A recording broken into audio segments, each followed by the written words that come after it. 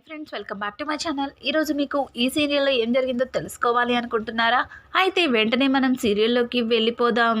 ఇంకా అప్పు అయితే వాళ్ళ అమ్మ నాన్న కోసం వాళ్ళ పెద్దమ్మనైతే అడుగుతుంది.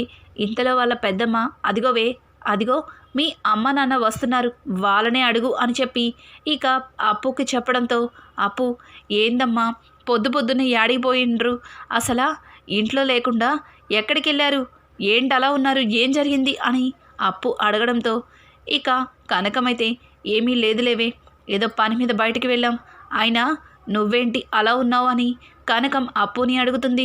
ఏం లేదులేమ్మా, ఏంటో పొద్దు పొద్దున్నే తలకాయ నొస్తుంది అని చెప్పి అప్పు చెప్తుంది. ఇక కనకమైతే డల్గా లోపలికి వెళ్ళిపోతుంది. కనకం అలా వెళ్ళిపోవడంతో వాళ్ళ అక్క, ఏమైంది కనకం, ఏం జరిగింది, రాత్రేమో హడావుడిగా వెళ్ళారు, తెల్లవార్లు రాలేదు, ఇప్పుడొచ్చి చాలా బాధగా ఉన్నావు, ఏం జరిగింది చెప్పు కనకం అని అడగడంతో ఇక అక్కడ జరిగిందంతా కూడా పార్వతికి చెప్తుంది.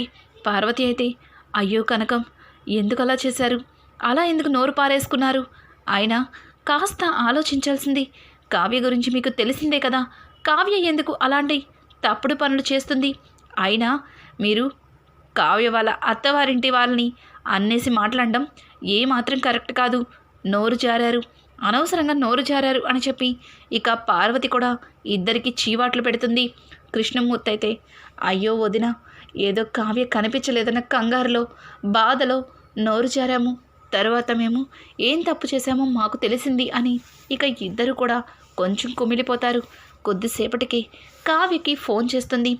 ఇక కావ్య ఫోన్ లిఫ్ట్ చేసి, అమ్మ కావ్య, మీ అత్తగారింట్లో జరిగిన దానికి నాకు అస్సలు మనశ్శాంతిగా లేదమ్మా, అక్కడ మేము ప్రవర్తించిన తీరు మమ్మల్ని పదే పదే బాధ పెడుతుందమ్మా అని కావ్యతో కనకం మాట్లాడుతూ ఉంటే, కావ్య, అమ్మా జరిగిందేదో జరిగింది, అదే ఆలోచించి మనసు పాడు చేసుకోమాకు, ఇక్కడ నేనున్నాను కదా, అంతా నేను చూసుకుంటాను, ఇక దాని గురించి మర్చిపోండి అని చెప్పి కావ్య అయితే ఇక కనకానికి ధైర్యం చెప్తుంది.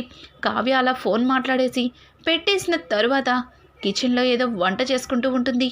ఇంతలో రాజ్ కావ్య దగ్గరికి వచ్చి, ఏయ్ కళావతి, కాఫీ కలుపుతావా అని అడగడంతో అక్కడే ఉన్న ధాన్యలక్ష్మి అయితే, ఏంటయ్యా, ఇక్కడ మేం కూడా ఉన్నాము, మమ్మల్ని కూడా అడిగితే మేము ఇస్తాము అని అడగడంతో, అయ్యో పిన్ని, అదేమీ లేదు పిన్ని, నేను మిమ్మల్ని చూడలేదు, అయినా కళావతితో పనుండి వచ్చాను, ఎలాగో కాఫీ తీసుకుని వస్తుంది కదా, అప్పుడు తనతో మాట్లాడచ్చని అని ధాన్యలక్ష్మితో చెబుతూ ఉంటాడు.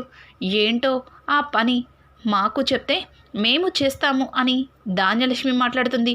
అయ్యో పిన్ని, నువ్వు చేసే పని కాదు పిన్ని, ఆఫీస్లో కొన్ని డిజైన్స్ రీకనెక్షన్ చేయాలి, దాని గురించి కళావతిని పిలుస్తున్నాను అని అనడంతో ఇక కావ్య అయితే కాఫీ తీసుకుని రాజ్కైతే ఇస్తుంది.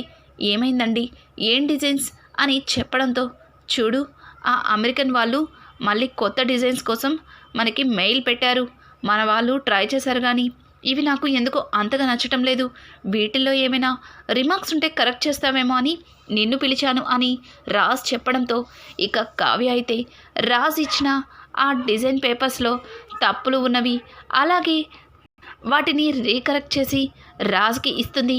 ఇంతలో సుభాష్ అక్కడికి వచ్చి ఆ డిజైన్స్ చూడడంతో, వావ్, అద్భుతం, చాలా బాగా వేశారు ఈ డిజైన్స్, ఎవర్రా వేశారు అని అడగడంతో, నాన్న, అదే అమెరికా వాళ్ళది కొత్త ప్రాజెక్ట్ ఒకటి వచ్చిందని చెప్పాను కదా, వాళ్ళకే ఈ డిజైన్స్ పంపిస్తున్నాం, మన వాళ్ళు సరిగా వేయలేదేమో అని నాకు అనుమానం వచ్చి కళావతికి చూపిస్తే కళావతిని దీన్ని రీకరెక్ట్ చేసింది అని చెప్పడంతో, సూపర్ అమ్మా, సూపర్, నీ చేతిలో ఏదో అద్భుతం ఉంది, నిజంగా నువ్వు అద్భుతంగా గీసావు అని చెప్పి ఇక కావ్యని పొగిడేస్తూ ఉంటారు. ఇంతలో అక్కడే ఉన్న స్వప్న అయితే, ఏంటిది, ప్రతి దానికి కూడా దీన్నే పొగుడతారా, ఇంట్లో నన్ను ఎవ్వరు పట్టించుకోరా, అసలు నేను కూడా నా టాలెంట్ ఏదో ఒకటి చూపించాలి అని స్వప్న అనుకుంటుంది.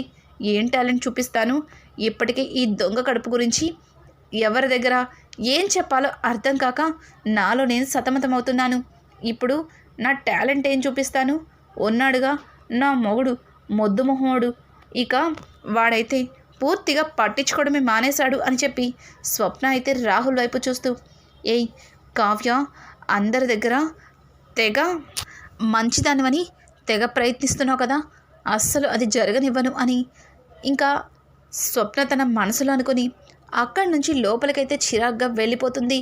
ఇంతలో రుద్రాణి అయితే అనామికకి ఫోన్ చేస్తుంది. అనామిక ఫోన్ లిఫ్ట్ చేసి, రుద్రాణి ఆంటీ, మీరు నాకు ఫోన్ చేశారేంటి అని అనామిక అమాయకంగా ఇక రుద్రాణితో మాట్లాడుతుంది. చాలే అనామిక, ఇక నీ అమాయకత్వం నా దగ్గర చూపించుకు. ఏంటి నేను నేర్పించింది నాకే తిప్పి చూపిస్తున్నావా అని అనడంతో ఇక అనామిక గట్టిగా నవ్వుతూ, అదేమీ లేదాంటీ, పక్కన ఎవరైనా ఉన్నారేమో అని ఇలా మాట్లాడాను. చెప్పండి ఆంటీ, దేనికోసం ఫోన్ చేశారు అని అడగడంతో, ఇంకెన్ని రోజులు ఆ కళ్యాణ్ గారితో పెళ్లి ప్లాన్ చేయమని చెప్పాను కదా, ఎక్కడా మీ అమ్మా నాన్న కింద నటించిన వాళ్ళు ఎక్కడున్నారు అని ఇక రుద్రాణి అనడంతో, వెయిట్ ఆంటీ, ఇప్పుడే ఫోన్ ఇస్తాను అని చెప్పి ఇక అనామిక అమ్మ నాన్న క్యారెక్టర్లో ఉన్న వాళ్ళకి ఫోన్ అయితే ఇస్తారు.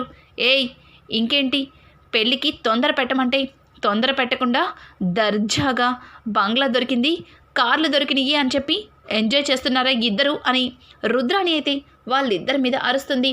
ఇక వాళ్ళిద్దరూ, అయ్యో మేడం, మేం కూడా అదే పనిలో ఉన్నాం మేడం, ఇదిగో అమ్మాయి కొంచెం టైం కావాలి అంటుంది, అందుకే ఆగాము అని చెప్పడంతో, ఏది ఆ అనామికకి ఫోన్ ఇవ్వు అని చెప్పడంతో వాళ్ళిక అనామికకి ఫోన్ ఇస్తారు. మేడం, నాకు ఒక ఎగ్జామ్ ఉంది మేడం, ఎగ్జామ్ పూర్తయిన వెంటనే కళ్యాణ్తో పెళ్లి ప్రోగ్రాం పెట్టుకుంటాను అని చెప్పి అనామిక చెబుతూ ఉంటే, ఎగ్జామ్ లేదు ఏమీ లేదు, ముందు అర్జెంటుగా పెళ్ళైపోవాలి, పెళ్ళైన మరుక్షణం కథ నేను నడిపిస్తాను అని రుద్రాణి అయితే అనామికకి ఫోన్లో చెప్తుంది. ఇక అనామిక కూడా రుద్రాణి మాటని కాదనలేక సైలెంట్గా సరే మేడం అని చెప్పడంతో, ముందు ఆ కళ్యాణ్ గడికి ఫోన్ చేయి, పెళ్లి ప్రస్తావన తీసుకొచ్చి ఇంట్లో ఫోర్స్ చేయమను అని ఇక అనామిక ఫోన్ పెట్టేస్తుంది. ఇంతలో స్వప్న అయితే తను ఎలా అయినా సరే ఆ ప్రెగ్నెన్సీ పోవడం కోసం ఒక ప్లాన్ అయితే చేస్తుంది. మెట్ల మీద తనకు తానే నూనె పోసుకొని అందరి ముందు జారి పడిపోయినట్లుగా నటిద్దామని ఇక స్వప్న అయితే మెట్ల మీద నూనె వంపేస్తుంది. ఇంతలో అదే టైంలో అట్నుంచి కావ్య అయితే హడావుడిగా మెట్లు దిగుతూ ఉన్నట్టుండి స్లిప్ అయ్యి ఎదురుగా ఉన్న రాజ్ మీద పడిపోతుంది. అలా ఇద్దరు కూడా ఒకరి మీద ఒకరు స్లిప్ అయ్యి జారి అయితే పడిపోతారు. ఇక పడిపోయిన తర్వాత కావ్య రాజులిద్దరూ కళ్ళల్లోకి కళ్ళు పెట్టి చూసుకుంటారు. పక్కనే ఉన్న సీతారామయ్య, చిట్టి, వీళ్ళిద్దరి మధ్యలో ప్రేమని ఎవరికి ఎవరు చెప్పుకోరు. మన మనవరాలు రాజ్ మీద ప్రేమ చూపిస్తున్నా వాడు కావాలని దూరం పెడుతున్నాడు. వీళ్ళిద్దరి మధ్యలో ఇట్లాంటి చిన్న చిన్న కెమిస్ట్రీలు జరిగితేనే వాళ్ళ ప్రేమని బయట పెట్టుకుంటారు అన్నట్లుగా ఇక సీతారామయ్య అయితే ఇంద్రాదేవితో చెబుతూ ఉంటాడు. ఇంతలో అపర్ణ, ఏంటిది ఇంటి మధ్యలో ఏంటిది అని గట్టిగా అడగడంతో రాజు ఉలిక్కిపడి లేచి, మమ్మీ, అది కళావతి జారి పడుతుంటే పట్టుకున్నాను అన్నట్లుగా ఇక రాజైతే అపర్ణకి చెప్తాడు. ఆ తర్వాత స్వప్న కూడా అదే టైంలో ఇక మెట్లు దిగుతూ ఉండగా తను జారి ఎదరకైతే పడిపోతుంది. అలా పడిపోతున్న స్వప్నని కావ్య పట్టుకుంటుంది. అలా పట్టుకోవడంతో ఇంట్లో అందరూ కూడా అమ్మయ్య అని ఊపిరి పీల్చుకుంటారు. ఏంటమ్మా, ఏంటిది, అసలు చూసుకుని రావద్దు, ఫస్ట్ నువ్వు, తరువాత మీ అక్క, ఇంట్లో జరగరందేమైనా జరిగితే ఇంకేమైనా ఉందా అని చెప్పి సీతారామయ్య అలాగే ఇంద్రాదేవి ఇద్దరు కూడా అంటారు. అది తాతయ్య, మెట్ల మీద ఆయిల్ ఒలిగినట్టుంది, ఎలా పడిందో ఏంటో అని చెప్పి ఇక కావ్య అయితే ఆ ఆయిల్ని క్లీన్ చేయమని శాంతాకి చెప్తుంది. ఇక కావ్య కాలు బాగా బెణికింది, నడవలేకపోతుండడంతో ఇబ్బంది పడుతూ తన గదిలోకైతే వెళ్తుంది. అలా పడిపోతున్న కావ్యని పట్టుకొని రాజైతే తన మంచం మీద కూర్చోపెడతాడు. కావ్యకి సేవలు చేస్తాడు. ఎలా అయినా సరే కావ్య కాల్ని ఆయింట్మెంట్ రాసి మళ్ళీ నార్మల్గా నడిచేలా చేస్తాడు. అదంతా చూసిన కావ్య, ఈయన మనసులో నా మీద ప్రేమ ఉంది, కానీ బయటికి చెప్పలేకపోతున్నారు, ఎలా అయినా సరే ఈయన ప్రేమని బయటికి రప్పిస్తాను అని కావ్య తన మనసులో అనుకొని అక్కడి నుంచి వెళ్ళిపోతుంది. అలా వెళ్తున్న కావ్యని చెయ్యి పట్టుకొని గదిలోకైతే లాగుతారు. అది ఎవరో కాదండి, మన స్వప్నని. స్వప్న అయితే కావ్యని గదిలోకి లాగి, ఏయ్, నీకు అసలు బుద్ధుందా, నువ్వేం చేస్తున్నావు, నీకేమైనా అర్థమవుతుందా అని అడగడంతో, ఏమైందక్క, నేనేం చేశాను, అసలు దేని గురించి మాట్లాడుతున్నావు అని అంటూ ఉంటే, ఇంకా దేని గురించి మాట్లాడుతున్నానే, ఇందాక మెట్ల మీద నుంచి నేను పడిపోతుంటే నిన్ను ఎవరే పట్టుకోమన్నారు అని అడగడంతో, అదేంటక్క పడిపోతే నీకేమైనా జరగరాంది జరిగితే అని అనడంతో, జరగాలి కాబట్టే అలా ప్లాన్ చేసుకున్నాను. కానీ ఎందుకే నేను చేసే ప్రతి పనిలో అడుగడుగునా నా కాళ్ళకి అడ్డం పడుతున్నావు అని చెప్పి స్వప్న అయితే ఇక కావ్యని నిలదీస్తుంది. కావ్య అయితే స్వప్న అన్న మాటలకి, చూడక్క నువ్వు ఇలాంటి అనవసరమైన ప్రయత్నాలు చేసి అందరి మధ్యలో ఎందుకు మాటలు పడతావు? నువ్వు ముందు ఇంట్లో అందరికీ నిజం చెప్పు, ఖచ్చితంగా నిన్ను వాళ్ళు అర్థం చేసుకుంటారు. ఇదంతా కూడా అనవసరం అని చెప్పి కావ్య అయితే ఇక స్వప్నకి నచ్చ చెప్తుంది. కానీ స్వప్న మాత్రం అస్సలు వినిపించుకోకుండా కావ్యని చెడామడ తిడుతుంది. ఇక కావ్య అయితే ఎంత చెప్పినా నువ్వు ఇక మారవు, నీకు నచ్చినట్లు చేసుకో అని చెప్పి లోపల నుంచి బయటకి వస్తూ ఉంటే, బయట రాజైతే కావ్యని చూసి ఒక్కసారిగా షాక్ అయిపోతాడు.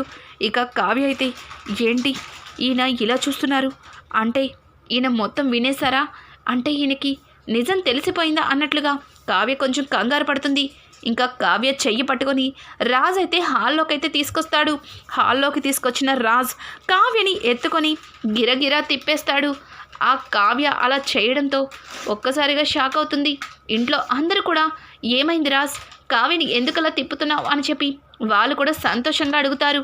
ఇక అపర్ణాదేవి అయితే, ఏమైంది రాజ్, ఏం జరిగింది, ఎందుకు ఇలా చేస్తున్నావు అని అడగడంతో, మమ్మీ కళావతి వల్ల ఈరోజు నాకు చాలా పెద్ద ప్రాజెక్ట్ వచ్చింది.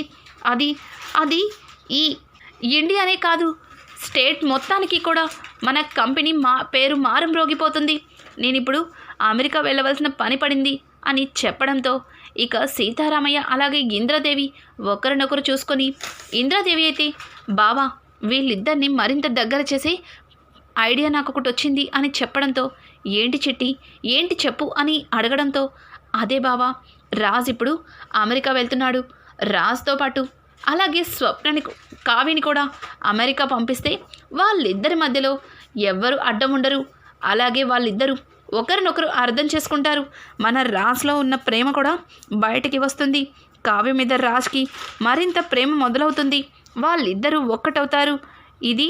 ఇది నాకు చాలా మంచి అవకాశంలా అనిపిస్తుంది అని చెప్పడంతో ఇక సీతారామయ్య కూడా అలాగే అని చెప్పి చాలా సంతోషిస్తాడు.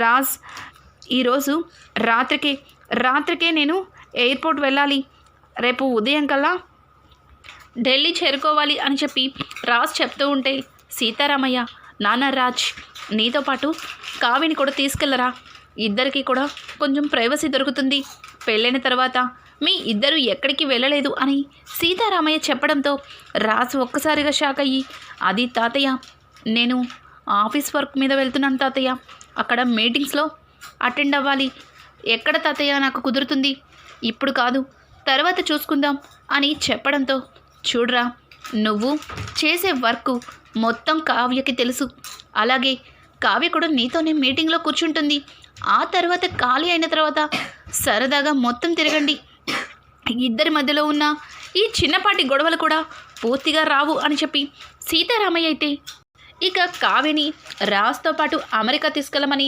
రాజ్ని ఒప్పిస్తారు. ఇంకా ఇద్దరు కలిసి అమెరికా అయితే బయలుదేరుతారు. ఇది చూసిన అపర్ణ ఎట్లా ఫీల్ అవుతుంది, అలాగే కావ్యరాజులు అమెరికా నుంచి తిరిగి వచ్చేసరికి ఇంట్లో స్వప్న వేసిన ప్లాన్ సక్సెస్ అవుతుందా?